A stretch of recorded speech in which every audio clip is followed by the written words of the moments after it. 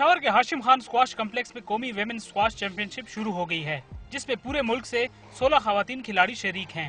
Championship में Pakistan number 1 Saima Shaukat अपने title के दिफा के लिए पुरुमीद नजर आ रही है और साथ ही मुल्क में खवातीन को खेलों की सरगर्मियों की जानिब हुकूमती अदम तवज्जुही की शिकायत भी कर रही हैं।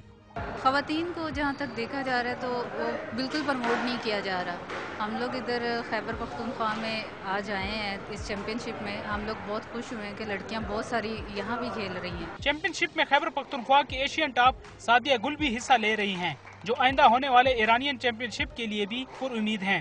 मैंने प्रैक्टिस की है इसके लिए, इस मैच के लिए, और दूसरा ये कि मैं एशियन जूनियर खेलने जा रही हूँ ईरान, उसके लिए मैंने ट्रेनिंग की है। तो इंशाल्लाह मुझे उम्मीद है कि ये भी जीतूंगी और ईरान को टूर्नामेंट भी जीतूंगी मैं।